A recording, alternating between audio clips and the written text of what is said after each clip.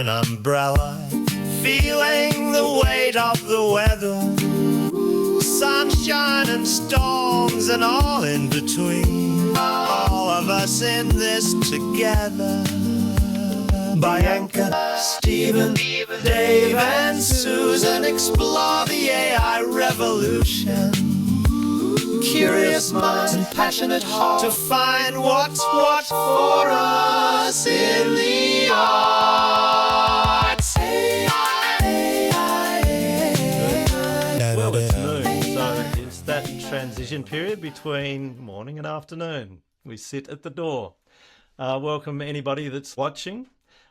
Steve and I are the only ones on board today. Susan and Bianca apologise. Bianca's looking after her child who's off on a school camp, and Susan's got a friend whose mother is very ill and she's looking after their children. So here we are, but I'm here in Australia and Stephen is on the other side of the world. Stephen, tell us what the hell you're doing over there, and where are you? Yeah, where am I? I'm in Austin, Texas, in the USA, and it's Sunday night over here.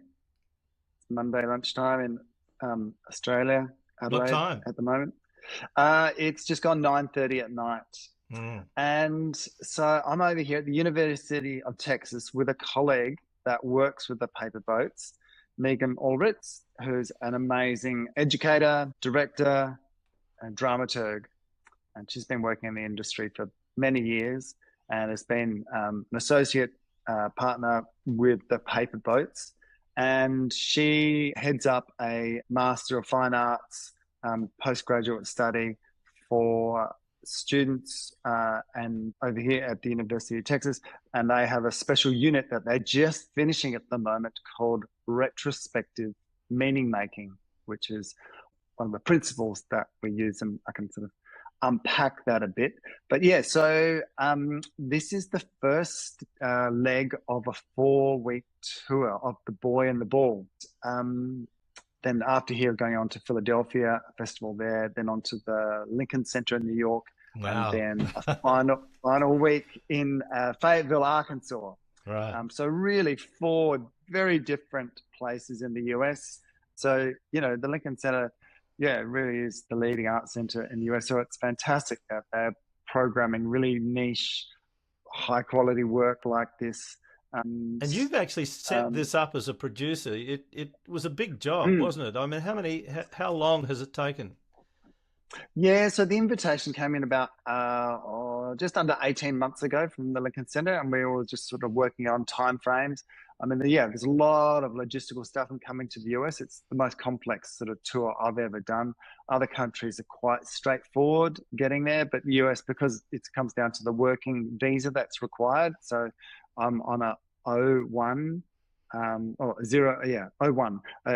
artist of extraordinary ability. So you have to prove that, and it's very expensive. It's like the visa itself costs about $8,000. Yeah. And luckily the Lincoln Center is just putting up all that money. Yeah. And then on that basis, I was like, okay, well, if I'm going to be here in the US, I want to make the most of it for that sort of investment. So then I reached out to a number of other presenters, people that we knew through the paper boats, and yeah, it was a really complex job of, over a year really working with all those presenters to make a 4-week tour. Have you enjoyed that process as producer? Yeah, I think I do, because I'm good at it and I've been doing it for a while now. And it's all about relationships. At the end of the day, they want something, you've got something, and it's just finding that common ground and just working together. So works that are like this, that are smaller scale, don't have freight, and that was a deliberate design choice in making this type of work, that artists can produce their work. I just find things happen a lot quicker because I'm initiating it. I'm not waiting on that producer to do it.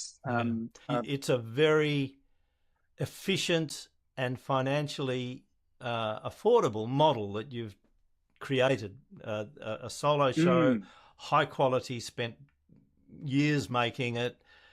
will spend years performing it because it's got an enduring quality to it. Do you name some of the places you've been already? So in the 3 years it's been out, so it's been to Italy twice, Malta, Serbia, Cuba, and now the US. And the way, like a lot of programming works, once you get seen on an international stage, that's when the work starts to really get promoted because other programmers from other countries see it. And all those festivals that I went to, they were specialized theatre for young audience festivals in those countries. So other programmers go to those festivals and they're looking for work. So have you performed the show yet? So Megan decided that we should be doing this in preschools over here. And I totally agreed that it was best to go into a number of preschools, kindergartens over here. And it's been fantastic. So I've done one, and then the master students, the MFA students have come out and observed that in situ. And and so it's gone down well. I mean, for the first few minutes of any time I do this overseas, I always get a bit of panic and think, oh my God, is this audience going to be the ones that just go, what? I don't get it. But then after a few minutes, you hear giggles and laughter and you go, okay, it's not that they're just enjoying it, but they're following it because that rhythm of their delight and laughter just stays and just bubbles all the way along. And it's pretty consistent from one audience to another, irrespective of where it goes. Yeah. And so I think the teachers were really appreciative. They were it was a Montessori site, so the teachers are very affectionate and they're quite upfront. We hold our kids, we hug our kids, and so all the staff were hugging me, the kids were hugging me. It was a very lovely, tactile. Lovely. Yeah. It was very beautiful. And it's a show that involves kids as performers in a very immersive and interactive way. Did the kids buy into it pretty well? Yeah, so straight away. So, as Dave was saying, it's a non-verbal show, but it's very clear what's happening. And so there's moments where one child becomes a key player in the show, and then that opens up to a point where all the children have a moment of participation in the show. And so that worked a treat. It was delightful. And I think it was really curious for the students, the university students, to see it, and were quite mesmerized because the work over here for young audiences is still very musical based. So your work is distinctive, and it's really interesting because Megan has been involved with the paper boats since its inception, and she uses the 7 creative principles and uses them all the time with her students. And so to have a work that's been made with that same underpinning and having a similar form but different because Megan has a different approach to you and to us. And so it's a great exchange, isn't it?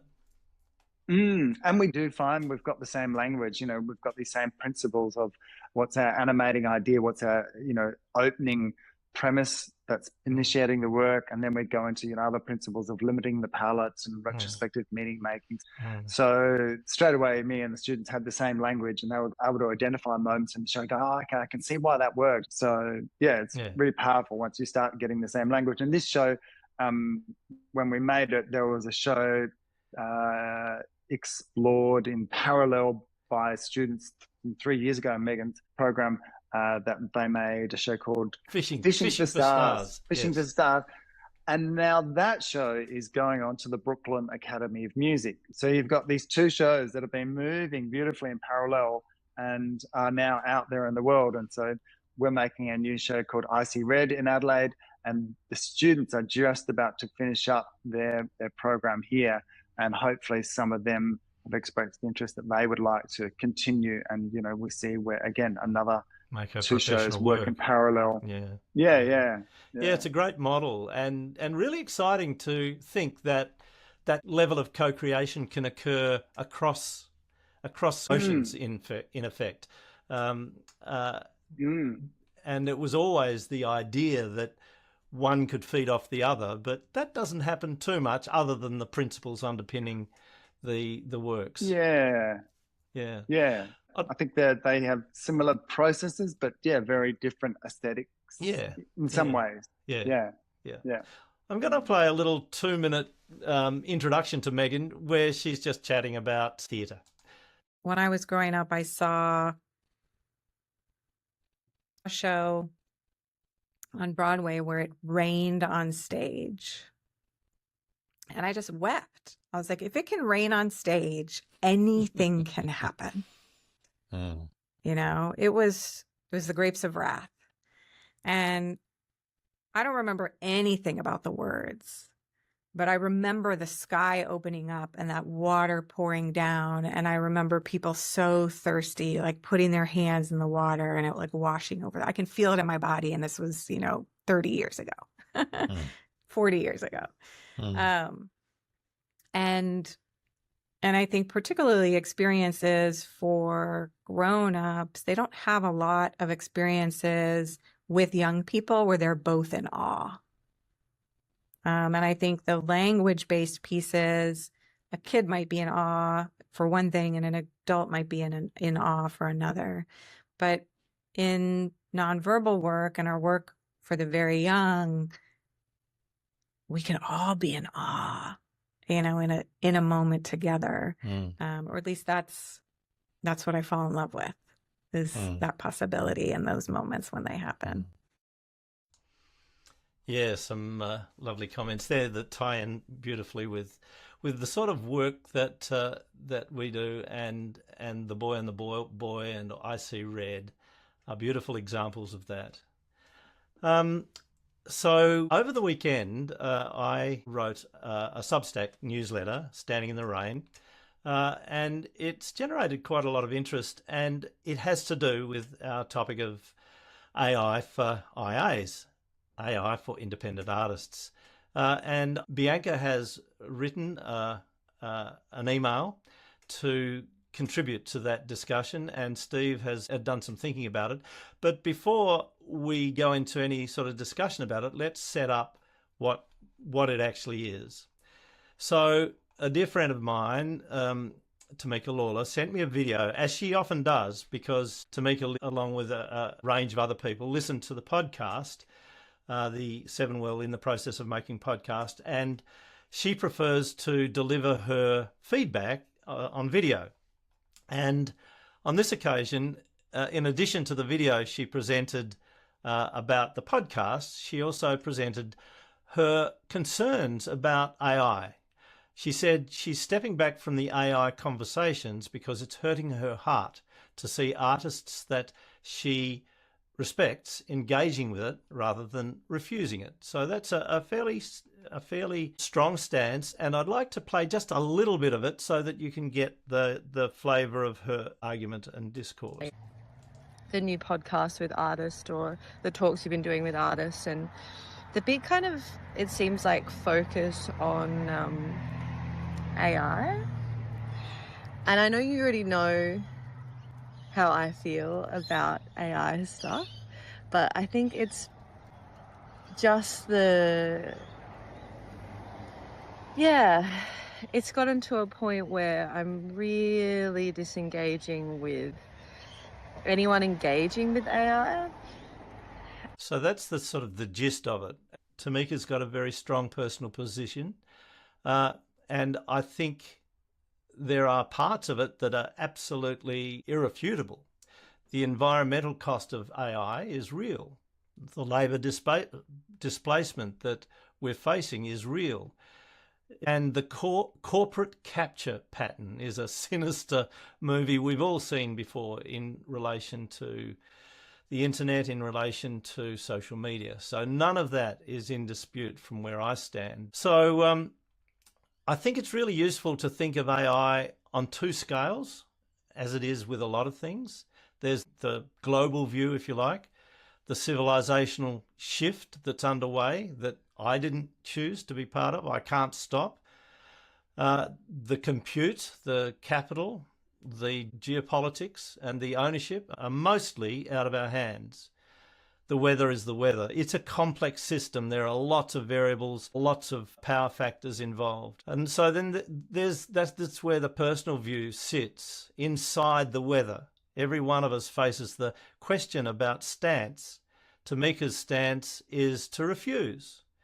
Mine is to engage with curiosity. Somebody else's might be political activism or counter-revolution, or simply to use it without examining it, or just to wait and watch, or not to really know what's going on and not to be bothered too much about it, or to harness the opportunities as they arrive. So none of our personal stances will change the weather, but each one of our personal stances shapes who we are whilst the weather is happening. So my personal stance is not to ask Tamika or anyone to take up or even accept my stance. I'm just simply trying to be clear about what my position is and why. And so, very briefly, AI feels to me like a momentous cultural shift, and I need and want to understand what's going on as best as I possibly can.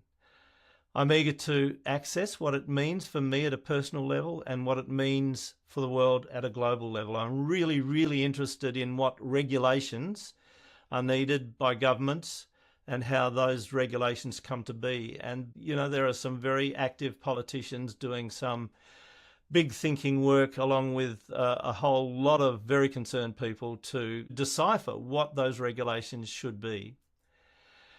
So on a personal level, I need to investigate what AI holds for us as creators of small, slow, human-made things. I got to admit that I'm enthralled by AI, and particularly the advances I've noticed in the last 4 months. And I'd be dishonest if I pretended I wasn't curious about what it is and what it isn't. So what does the tool do to the hand that holds it? Lots of questions there and not a lot of answers because we're in the midst of it. And it's going to be here for a long while, and our positions will change, no doubt, with what happens to the weather. And there'll be sunny days and there'll be tumultuous storms, I think. So that's the article, and that's Tamika's very pertinent provocation. What are your thoughts, Steve, on this? No, I'm quite comfortable with it in sort of how I am using it and see it. Like, I'm very aware totally of the environmental costs and, you know, the nature of big tech. But, you know, every aspect of my life, I'm always conscious of that. And that's how, you know, I reflect on, you know, whether it's the car I drive or the food I buy, you know, I'm always going to be conscious. But I still use those big resources, and I still use Meta and, you know, all those things that are conflicting. And again, that's for me what it comes down to using AI. It is just, for me, an incredibly efficient tool that saves me valuable time for things that I don't want to be giving a lot of time to, whether that's, you know, the grant writing or the budgeting or the coming up with a press release or coming up with a new social media post or a proposal, you know, those things that I still have to initiate and I have to frame it. So yeah, for me, it comes down to I'm just using it as a tool, and I'm really comfortable with that because it is such a helpful tool. Thanks, Steve. Yeah, I think I hold similar views to you. And what worried me, I suppose, is that both Anthropic and ChatGPT have withheld their latest models because they are fearful that they're so powerful that they could well threaten the security of our banks and all our institutions and so on. So they've withheld them and provided the models to those institutions so that the institutions can assess what sort of threats this new model may bring. And I suppose I wonder whether there's a point at which we've got enough intelligence as a global community to serve our needs without having to go the step towards super intelligence, which who knows what it means. That's I guess my one concern at this stage. When Bianca realised she couldn't be here today, she offered an email, and we've both read that. I just think it's worth sharing because it's another personal response. Let's start at the beginning. Tamika's video has been on my mind all day, and I feel an ick that I just can't resolve. From a generalised business perspective, I can see the use case of AI and was really hoping to alleviate some of the administrative burden of being a freelance creative. What I feel in this AI for IA's experiment is that I try hard to present my case and provide context and data, yet constantly feel like I should have done the work myself. On one occasion, I really felt like I was outsourcing my thinking, and that felt like the beginning of atrophy of the brain cells that would normally do that work.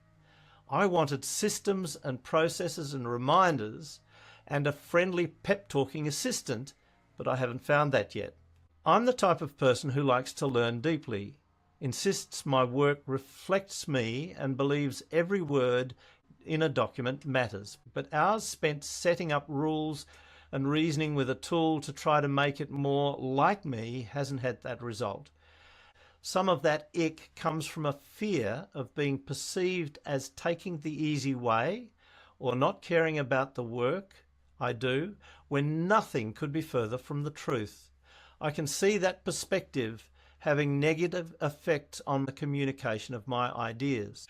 I don't have an answer, but Tamika's video has brought awareness to these feelings and to the knowledge that my hard work might be poorly viewed amongst peers at a time I finally want to say something about the work I'm doing. If these reflections are useful for AI's conversation, then please share them. And I think they are useful because I think it shows that sort of level of internal struggle that artists are working through as this AI world becomes a reality. Any thoughts, Steve? Yeah, I mean, I think it just speaks to her integrity and her curiosity as an artist, and that just comes through so strong. Again, the thing of should have I done the work myself? You know, I personally don't feel the guilt. I can empathize where Bianca's coming from, but I just think that it's just giving us the leg up that we need because we don't have much support. We have such little support. Yeah, thanks, Steve. So I'm going to finish off. I think we're getting to the 30 minutes. This is a little clip that we filmed a couple of weeks ago and didn't have time to show, but it buys into this same sort of idea that we're exploring. So here goes. Let it be heard. Let it be heard. Hello. So I work from a studio, commercial space that's part of the broader Fab Studios with our friends Washdog in the same building. And Dave Court is a member of Washdog, and you have Jen Matthews is a part of Fab Studios. Yep. And they are just two of the many artists that I get to see on a regular basis being in that shared studio space. Jen and Dave have written a magazine article, which I shared with you. So we've both read that. A lot of the conversations and the work that we're doing at the moment with this broader group with Dave Brown, I'm personally looking a lot at business processes. Some people are looking more more interested in profile, but we don't really have anyone looking at our third area, which was in art making as much. Dave Brown definitely did some last week with creating the flip book as an example of that. Dave Court sees AI as an art tool, and what I see of Dave's art is maybe there's some generation, but sometimes it's about putting physical work into AI. There's manipulation that can happen. It comes out as another physical object. And that process might happen even a couple of times. But at the end point, a lot of Dave's work is physical. Even if they are digital images being projected, we still get to stand in his face with digital images. Yeah. In the past, I've seen those works sort of manipulated and into sculptural or, wall hangings, sort of 2D, 3D wall hangings. Lots of layers. Yeah. As well. Physical, digital overlays and things like that. Yeah, definitely a combination of those things. So I really just wanted to highlight the work of Dave Court and also of Jen Matthews. Jen's currently got work in Adelaide Union. So, both great, amazing artists. People using and looking at AI as a tool. You had another take on the article? Yeah, so I was reading through it and quickly got the opinion that Dave especially wasn't seeing AI as a replacement for what artists do. I see that in my business as a programmer. It's definitely replacing what I do. But his take on it went a little deeper and talked about how the machine that is creating is the same machine that is influencing the lives of almost everyone in the world. So they're still benefiting from the tools. Are we feeding the same machine that we've always been feeding? What does it mean for capitalism? What does it mean for the environment? What does it mean for the data centers that are being built and exploited and all those deeper level many things? So at one point he's utilizing the tools to make his art, but then reflecting on what does that mean for society, humanity. Both great artists, great article contemplating AI as a tool. And if I remember correctly, the title was AI Art Slop? Yeah. That's the right title. About art slop. Let it be heard. Let it be heard. So, Steve, that's the end of today's session. Thank you so much for joining us across the seas. And all the pleasure. Best. And hopefully we'll be able to catch up in a fortnight's time and see how it's going. So, next time, hopefully I'll be in Fayetteville, Arkansas. Yeah. Thanks, Steve. All the best. See you soon. Cool. Bye all. Hey, we'd love you to check out our sevenworld.org in the process of making podcast. Available on all your favourite podcast platforms and from the website. Listen if you dare until the story's done.